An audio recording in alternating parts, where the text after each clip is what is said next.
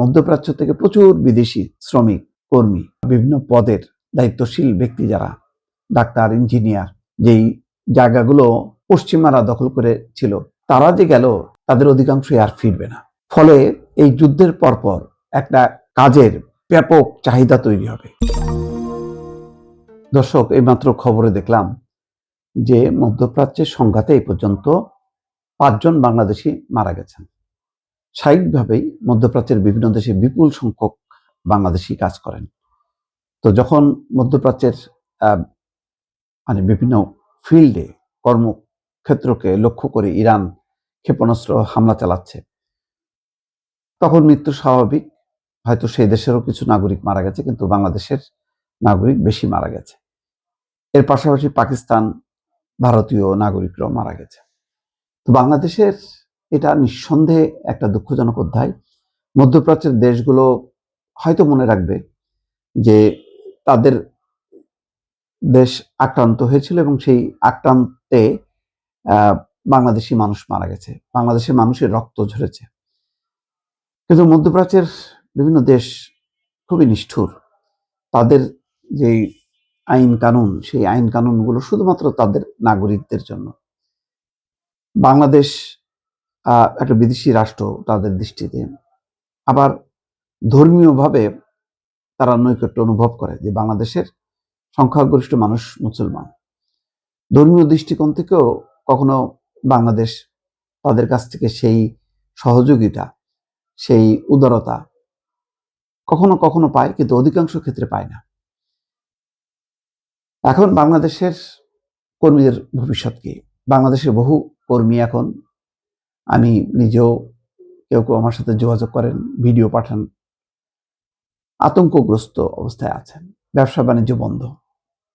তারপরও এখন পর্যন্ত যে অবস্থা, তাতে তারা এই ধরনের পরিস্থিতির মধ্যেও টিকে আছে। যেখানে বিদেশিরা খালি হয়ে যাচ্ছে, মধ্যপ্রাচ্য, মার্কিন নাগরিক, পশ্চিমারা চলে যাচ্ছে, সেখানে বাংলাদেশিরা এখন কাজের জন্য আবার যাওয়ার চেষ্টা করছে, কিন্তু যেতে পারছে না, ফ্লাইট বন্ধ। পার্থক্যটা এখানে দেখেন।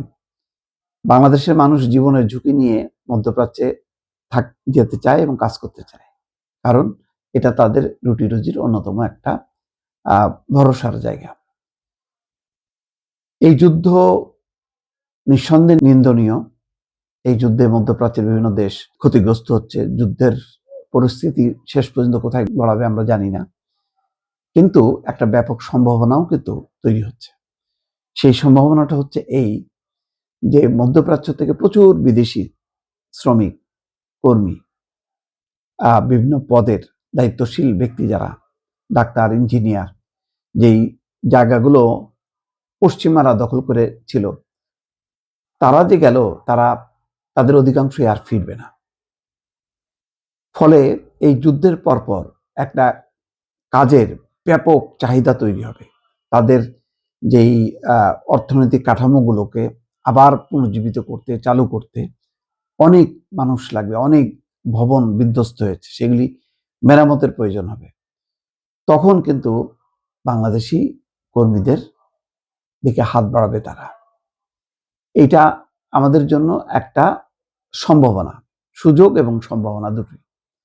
এটা আমরা কতখানি কাজে লাগাতে পারবো, মধ্যপ্রাচ্যের সেই দেশগুলোর সঙ্গে আমাদের সেই নিবিড় যোগাযোগ আছে কিনা, পররাষ্ট্র মন্ত্রণালয় এবং আমাদের কর্মসংস্থান প্রবাসী কল্যাণ মন্ত্রণালয় কতখানি তার নেতৃত্বের যোগ্যতার সাথে সেটা হ্যান্ডেল করতে পারবে, তার উপর অনেক কিছু নির্ভর করে।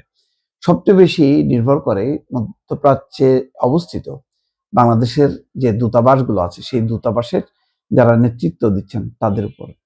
তারা যদি সে দেশের সরকারের কাছে সঠিকভাবে উপস্থাপন করতে পারে যে আমার দেশে প্রচুর ডাক্তার, ইঞ্জিনিয়ার আছে, ফলে তোমাদের এই যে ঘাটতিটা হলো, যে গ্যাপটা, সেটা পূরণ করার জন্য আমরা যোগ্য দক্ষ। কিন্তু দেখা যায় এই জায়গাগুলো খুব দ্রুতই দখল করে ফেলে ভারত, পাকিস্তান, চীন। আমরা কিন্তু পিছিয়ে পড়ি। এবার নিশ্চয়ই সরকারের নীতি নির্ধারকরা এটা মাথায় রেখে কাজ করবেন, সেটা নিশ্চয়ই প্রত্যাশা করা যায়।